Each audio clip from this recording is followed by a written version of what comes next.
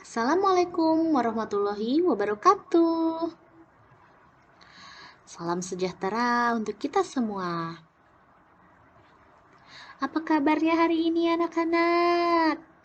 Berharap semua dalam keadaan sehat dan bahagia ya. Amin ya robbal alamin. Nah anak-anak, hari ini kita ingin belajar tema 6, subtema 1, pembelajaran kelima. Kalian boleh buka buku temanya sambil mendengarkan penjelasan dari ibu, oke? Kita berdoa terlebih dahulu ya. Berdoa dimulai. Berdoa selesai.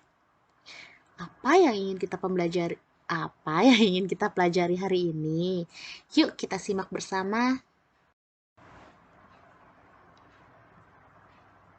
Pembelajaran hari ini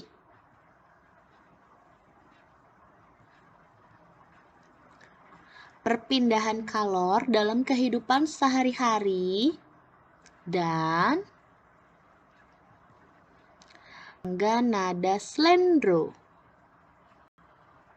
Pertama kita bahas perpindahan kalor dalam kehidupan sehari-hari ya. Kalor yang dimanfaatkan dapat mempengaruhi wujud benda. Nah, kalor juga dapat menyebabkan pemuaian dan penyusutan suatu benda. Pemuaian adalah perubahan benda oleh kalor yang mengakibatkan pertambahan ukuran dan volume benda. Umumnya, benda akan memuai ketika dipanaskan dan sebaliknya, benda akan menyusut jika didinginkan. Oleh karena itu, penyusutan adalah perubahan benda oleh menurunnya suhu dan mengakibatkan pengurangan ukuran dan volume benda. Kita ke contoh dan ilustrasinya. Contoh yang pertama, pemasangan kaca jendela. Pernah nggak sih kalian memahami posisi kaca yang terpasang pada jendela? Atau mungkin kamu pernah melihat proses pemasangan kaca jendela yang dilakukan oleh tukang kayu? Nah, para tukang kayu ini selalu merancang ukuran bingkai jendela yang sedikit lebih besar dari ukuran sebenarnya. Mengapa harus begitu ya? Hal ini dilakukan oleh tukang kayu dengan tujuan untuk memberikan ruang pemuaian bagi kaca saat terkena panas. Jika bingkai jendela tidak diberi ruang pemuaian, maka ketika terkena panas akan mengakibatkan kacanya menjadi retak, bahkan bisa menjadi pecah. Selain itu, untuk menghindari keretakan kaca, saat ada bunyi yang menggelegar, seperti petir atau bunyi keras lainnya. Lanjut ke yang kedua, ada gambar ban sepeda, motor, ataupun mobil. Tahukah kamu apa yang terjadi ketika memompa udara terlalu banyak ke dalam ban sepedamu? Nah, jika ban sepeda, motor, ataupun mobil diisi udara terlalu banyak, maka ban akan mengeras dan menjadi tidak nyaman saat dikendarai. Selain itu, mengisi udara terlalu penuh ke dalam ban sepeda atau mobil akan membahayakan bagi pengemudinya. Ban yang diisi terlalu banyak udara dapat meletus dan mengakibatkan kecelakaan. Hal ini disebabkan karena udara di dalam ban dapat memuai ketika panas. Lanjut yang ketiga, ada gambar kawat kabel listrik atau telepon. Kamu pasti pernah memperhatikan bahwa kawat atau kabel telepon dan listrik ini terlihat kendor atau tidak tegang kan? Nah, ini dilakukan nih dengan tujuan agar kawat atau kabel tidak putus pada malam hari ketika mengalami penyusutan.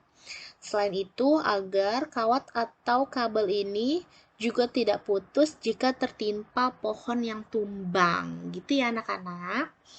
Lanjut ke gambar yang keempat, yaitu pemuaian yang terjadi pada gelas kaca. Ini pasti kamu pernah ngalaminnya nih ketika kamu sedang menuang air yang panas lalu dimasukkan ke dalam kaca. Tiba-tiba kacanya mengalami keretakan. Mengapa ya bisa begitu?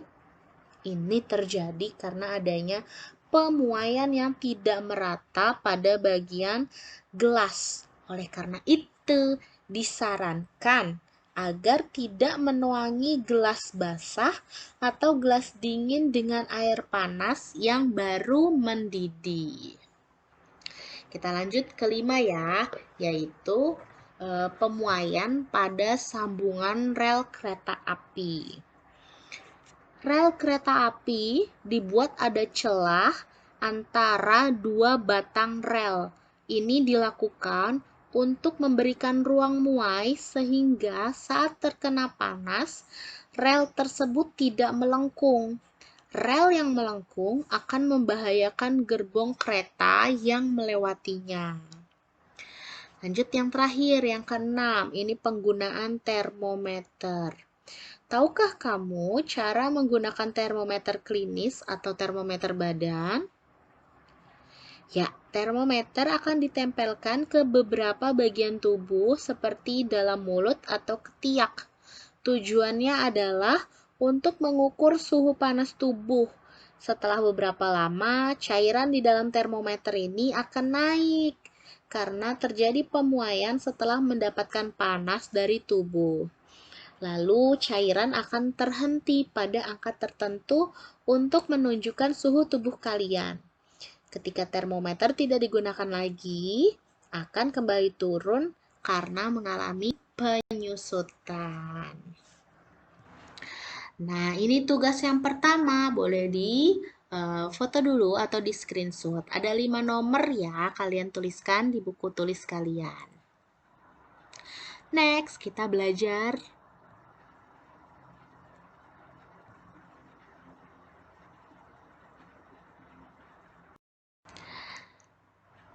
tangga nada slendro, tapi sebelumnya kalian harus ingat dulu nih. Perlu diingat, perubahan suhu pada beberapa jenis logam ternyata dapat mengakibatkan logam itu memuai dan menyusut.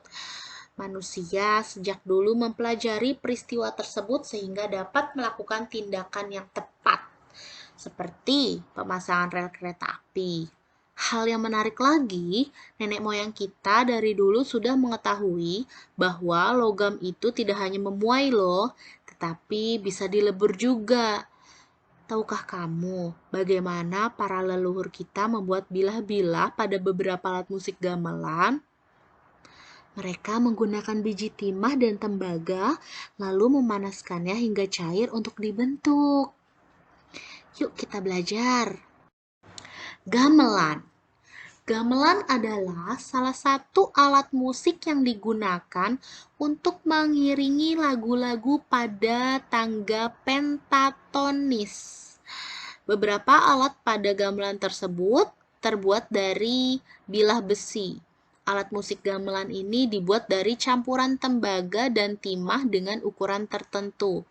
Ukuran dan perbandingan antar kedua logam tersebut menghasilkan suara yang berbeda. Campuran logam itu harus dipanaskan dengan suhu tinggi agar mencair dan mudah dibentuk.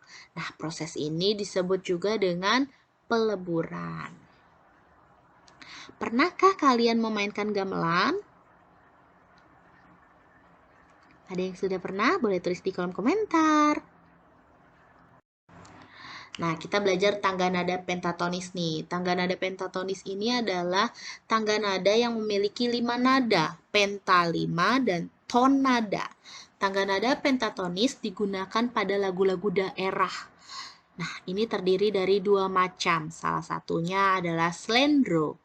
Tangga nada slendro adalah tangga nada yang memiliki 5 nada dan bersifat gembira, lincah, dan riang. Contoh lagunya ada Lir Ilir dari Jawa Tengah, Cincang Keling dari Jawa Barat, dan Centing Putri Ayu dari Bali. Selanjutnya ada tugas yang kedua nih, tugas terakhir. Lengkapi tabel pada buku tema 6 halaman 57. Tuliskan di buku tulismu. Halaman 57. Oke, tabelnya ini ada nama lagunya yaitu Cing Chang Keling. Kalian tuliskan nama lagu Cing Chang Keling tersebut, lengkapi tabelnya, asal daerahnya dari mana, lalu tangga nada apa yang dimainkan, dan arti lirik lagunya, serta kesan apa sih yang didapatkan saat mendengarkan lagu ini. Tuliskan di buku tulis kalian ya.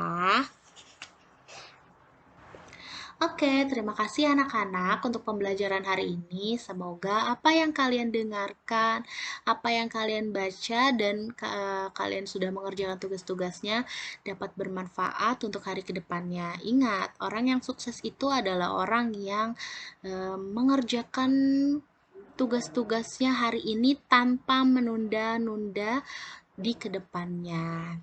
Semangat belajar! Bye-bye!